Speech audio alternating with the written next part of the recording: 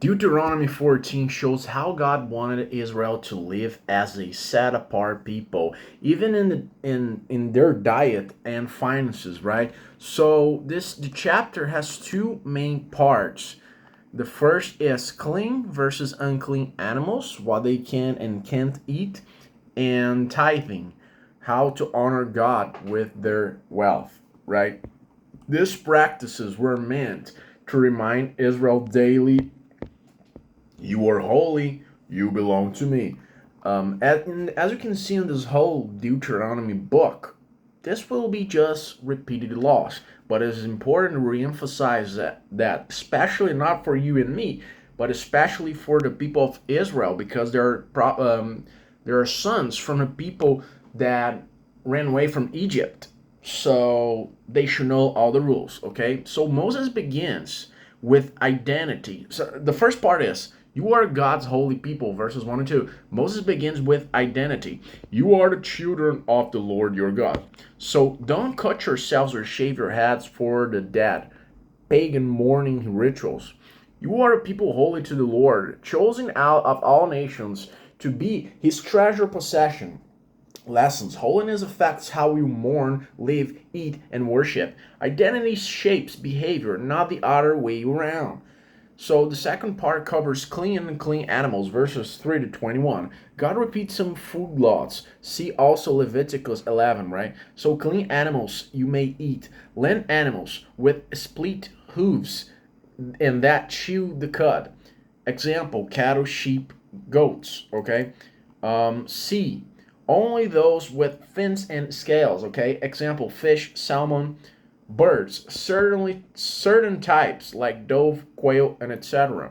Insects, no mention here, but other passages prohibit most, okay? Unclean animals, do not eat. Check it out. Examples, pig has a split hoof but doesn't chew cud. Camel, rabbit, eagle, vulture, owl, bat, shellfish.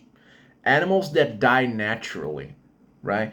You may give or sell.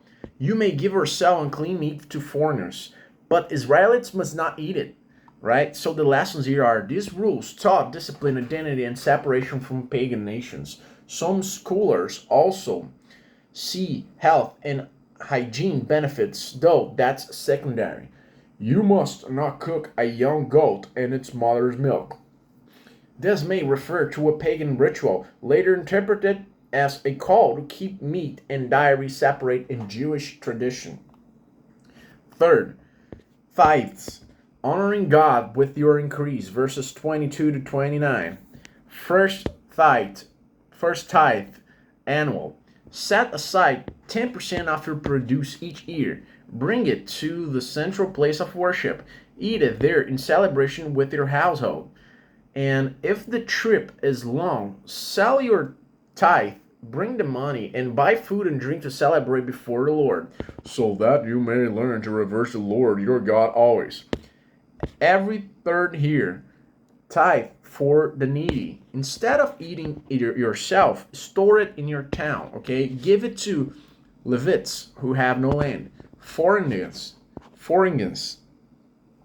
um, orphans and widows, so that the Lord so that the Lord your God may bless you in all the work of your hands. Okay. Um, let me hold on a second. Let me just check one thing real quick here. I'm going to continue. And not feel okay. How what are those trying to do? Okay, I don't remember. Anyways, lessons. Tithing isn't just duty, it's worship, trust, and generosity. God's people care for God's workers and the vulnerable.